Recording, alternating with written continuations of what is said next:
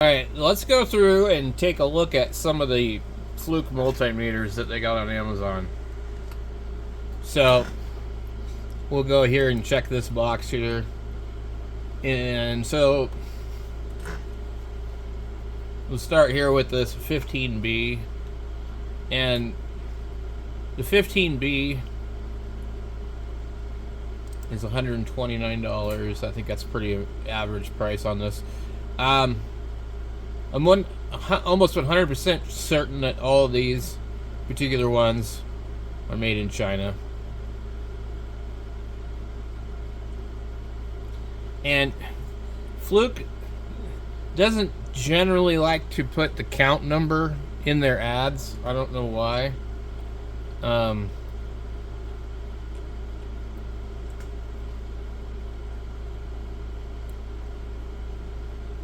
So the 15B and the 17B are really similar. The 17B is kind of like the meter I showed you guys earlier, minus the heat temperature reading. They said they're good for 1,000 volts, and with Fluke they probably are. But honestly, I don't want to read 1,000 volts on any meter. So here's the 15B, here's the 17B, here's the 107 and the 115. They're all kind of right there as a comparison.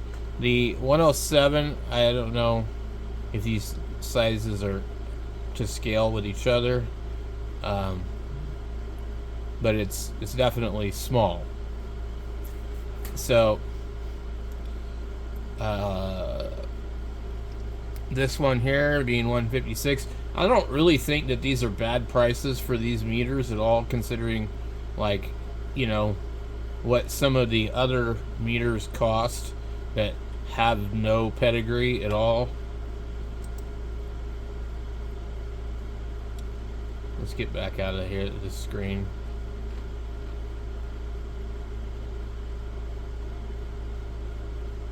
Oh, this page is really slow. So then you have like the 87s. They're really expensive. There's, I think, different versions. 3s, 4s, 5s.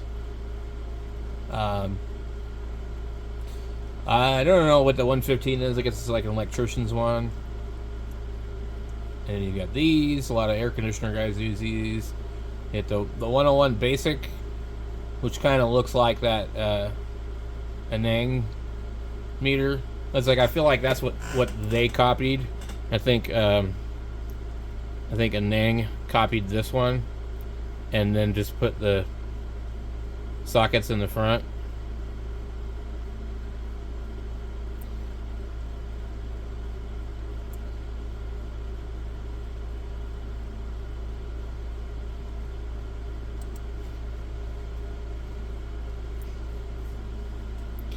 So then there's a 107, which I've seen some kind of copies of that also.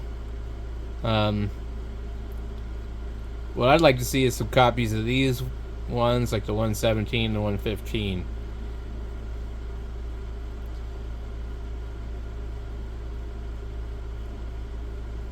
Yeah, so here's your 17B. The 15B plus, 107. They're very similar looking. It's almost like this one is that one, but without the cover. And then I don't know. I've never seen a 106 before, but there it is there.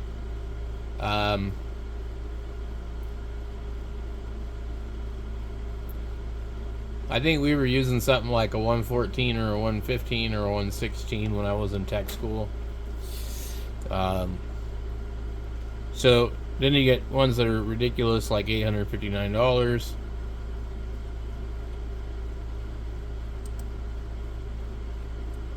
Some of these have oscilloscopes on them too, kind of graphing, like this one. That's a logging multimeter. The 77.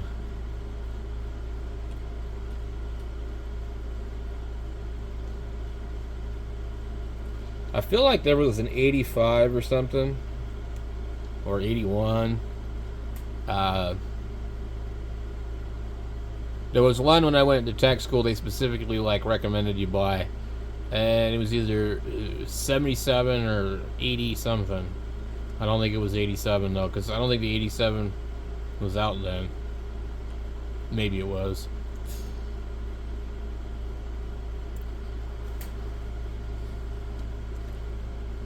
See, if we look at this one right here, the layout of the buttons is exactly like a fluke, and they get the yellow even up there. But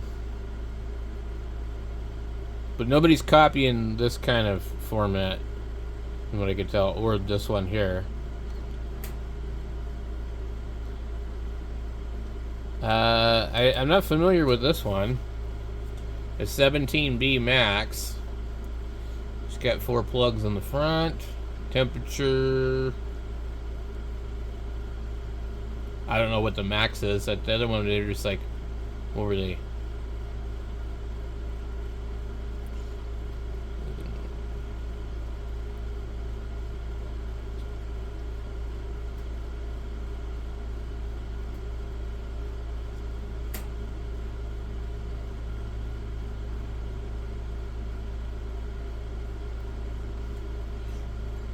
It looks like a good meter, really.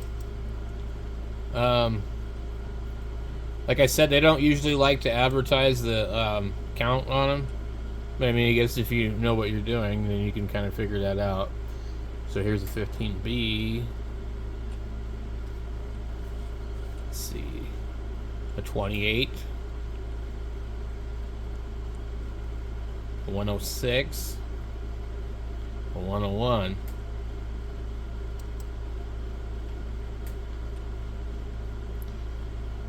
I've never seen one of these.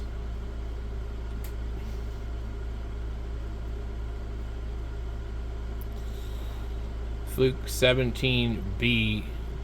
This is different than the one that said max. I'm not sure what the difference is. But I think, you know, a meter like that would be a good enough meter for around the shack for most things. Obviously, you could buy this instead. And, you know,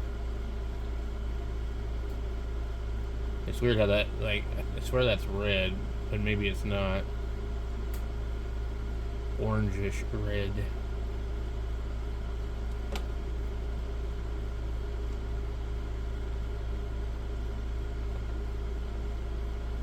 I'm interested in this one mostly, and it's because it has some extra things on it.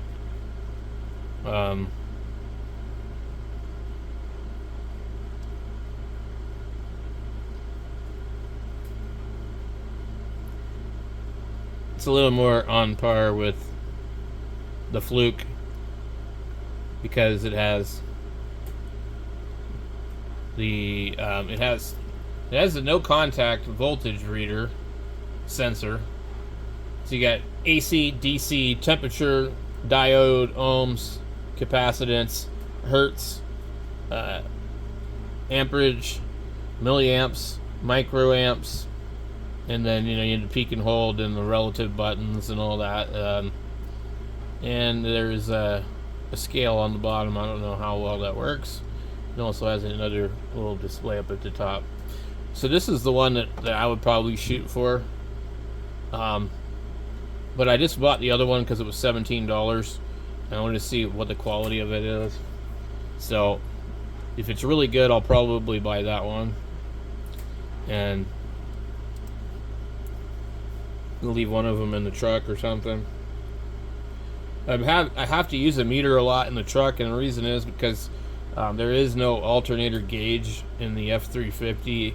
So the way, like, I usually find out that the alternator is going bad is you have a cell phone or something plugged in, and you'll get a message on the screen of the phone that is say a charging voltage low, you know, or something to that effect. And then you go out and you check it while it's running and realize, yep, I am at 12.8 volts with no accessories on, and if I don't do something soon, I'm going to be stranded. And it happens a lot on those Ford alternators, because when you buy them from O'Reilly's, a lot of times they just do what we call a wash and rebuild. Basically, they just wash the thing off and just test it and check it, and then like put used parts from another one on it or something. I'm not sure exactly how they do it, but when you get them, when you look closely, you'll see they're not brand new. You'll see that there are still signs of dirt and usage on them. And so basically, they just do the bare minimum of what needs to do to get the thing working again. So if they replace a couple of diodes or whatever, you know, in the rectifier part, but they don't replace all of them, then you start getting an issue with the ones that weren't replaced. And so then, you know, it ends up failing again. Usually what I notice is that they have like a partial charge. So I love to keep a meter in the truck at all times, and I'm pretty sure that's where my other meter is that I can't find. It's probably just under the seat or something. So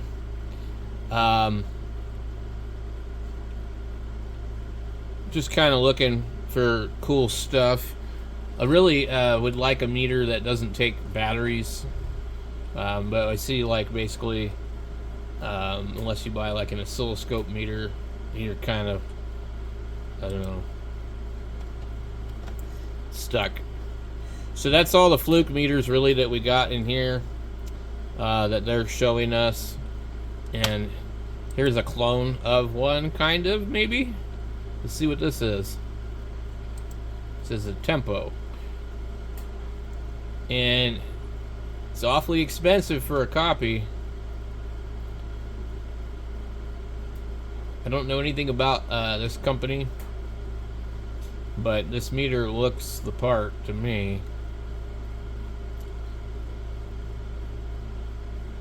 Just the texture of the plastic and stuff.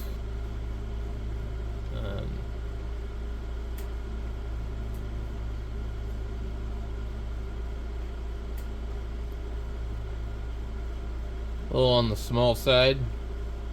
Looks like a really nice display.